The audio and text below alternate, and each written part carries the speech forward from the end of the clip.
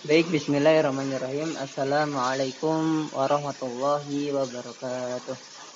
Alhamdulillahirabbil alamin. Wassalatu wassalamu ala asrafil anbiya'i wal mursalin wa ala alihi wa sahbihi wa man da'a bida'watihi wa ilaika zaman bi tariqatihi wa tarasa khataha jalal aqidatal islamiyatan ahdasan li fitratihi wa ahkama syar'iyatan li qiyasan ya'mali wa masdarani ahkam. Asyhadu an la ilaha illallah wa asyhadu anna Muhammadan abduhu wa rasuluh la nabiyya wa la rasula ba'da. Assalamualaikum warahmatullahi wabarakatuh. Baik, terima kasih atas waktunya yang telah diberikan oleh kami pada kelompok pertama yang ingin mempresentasikan tugas kami yang berjudul pengertian masail fikih. Bismillahirrahmanirrahim. Assalamualaikum warahmatullahi wabarakatuh. Nama saya Ahmad Munir. Di sini saya akan menjelaskan pengertian tentang masail fikih. Kata masail fikih berasal dari bahasa Arab yang merupakan rangkaian dua kata, yakni masail dan fikih. Masalah bermakna sebagai masalah atau problem.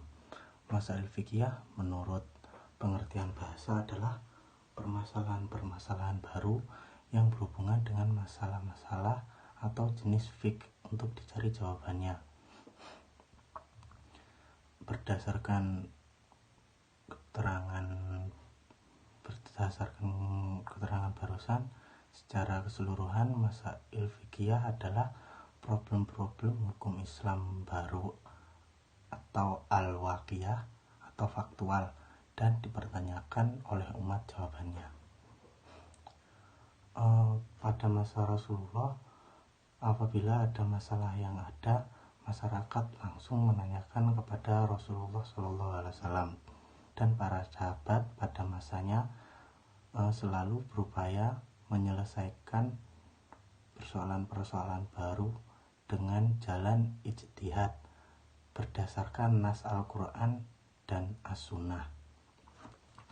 Penyelesaian mula-mula dicarikan jawabannya dari Anas.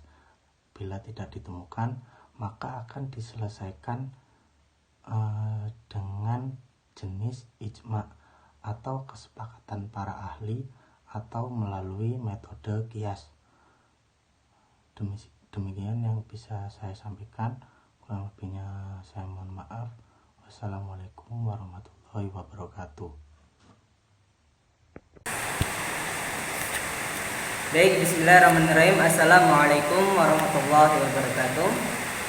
Baik, saya di sini ingin meneruskan apa yang telah dipaparkan oleh saudara kita Munir dalam pembahasan masail fikih. Baik, bab yang kedua yakni yang menerangkan bahwa adanya perbedaan serta persamaan antara hukum fikih dengan hukum masail fikih. Yang pertama yakni adalah dari segi definisi ataupun pengertian. Definisi tentang fikih yakni adalah ilmu tentang hukum syara yang berkaitan dengan perbuatan manusia ataupun mukallaf yang diambil atau diperoleh melalui dalil-dalil yang terperinci.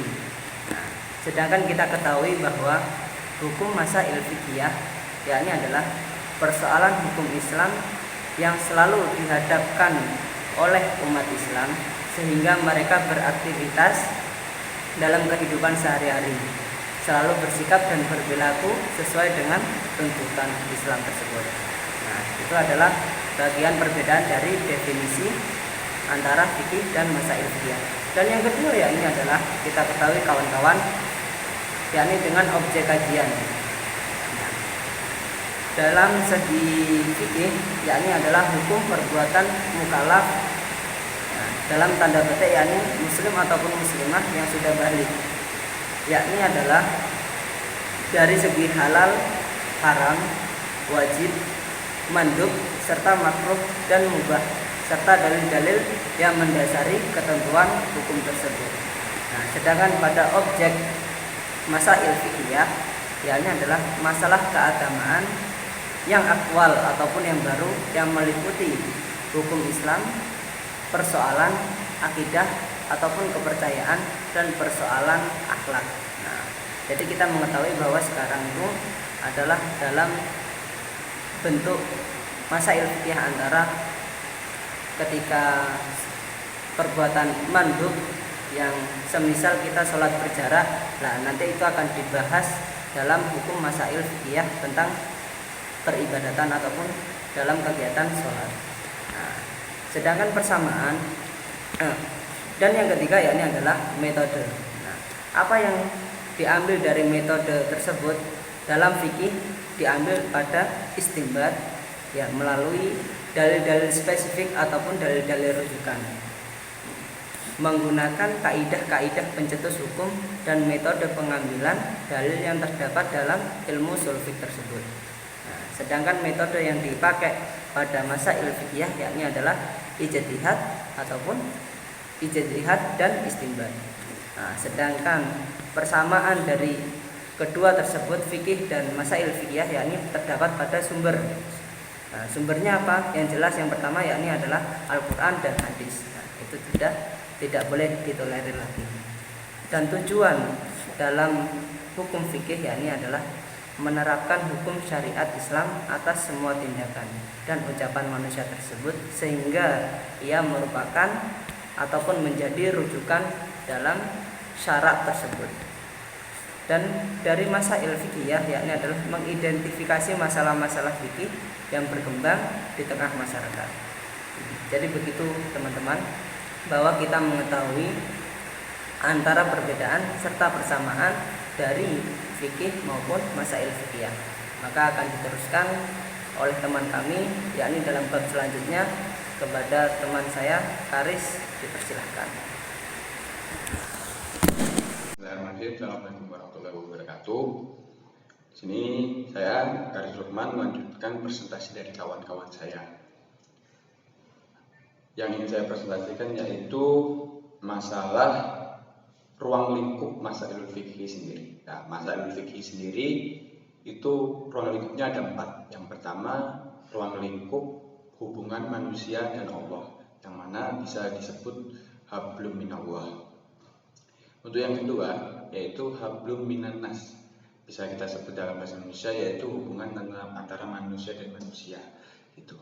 Untuk yang ketiga yaitu hubungan antara manusia dengan diri sendirinya, yang mana di bahasa Arab bisa kita sebutkan hablum minan nafsi. Itu. Kalau yang keempat itu ada hablum minal alam, atau bisa disebut dalam bahasa Indonesia hubungan manusia dengan alam atau sekitarnya. Nah, untuk yang pertama, hubungan antara manusia dengan Allah Subhanahu wa Ta'ala. Nah, perlu kita ketahui bersama, kita tentunya pasti sekarang menemukan fenomena-fenomena yang sering kita lihat di sekitar kita. Apalagi kita sekarang berada di zaman yang mana mengharuskan kita serba virtual.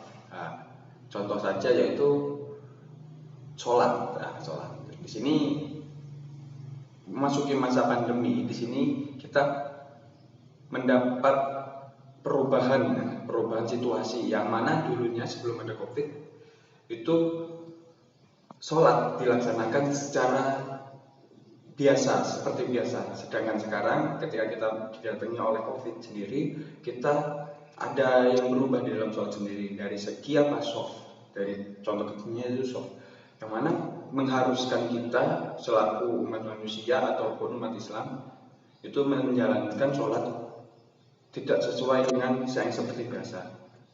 Itu tidak lurus, tidak rapat dengan soft. Nah, itu memang banyak ulama atau golongan atau dari para ulama itu yang tidak setuju, ada yang setuju. Tetapi kita mengantisipasi datangnya penyebaran COVID-19 itu. Yang kedua yaitu hablum minan nas. Nah, yang mana di zaman modern sekarang banyak memang kronologi atau kejadian yang sangat sering kita lakukan. Contoh yaitu donor darah. Nah, yang mana contoh ada sebuah kejadian yang memang mengharuskan seseorang itu kekurangan darah, yang mana terjadi tabrakan ataupun seperti apa. Jadi kita selaku manusia yaitu menolong atau menyumbangkan darah kita untuk seseorang tersebut, ya itu diperbolehkan seperti itu. Itu contoh. Untuk yang ketiga yaitu hablum minan nafas. Hablum minan nafas yang dimana kita hubungan antara dengan diri kita, yaitu dari segi contoh yang paling kecil yaitu kita merawat diri kita dengan dengan kita menjaga kebersihan. Itu salah satu termasuk kita upaya kita melaksanakan hablum minan nafas. Itu kita menjaga kebersihan, kita menjaga kenyamanan di dalam diri kita, itu juga termasuk dalam ruang lingkup masail fikih. Itu.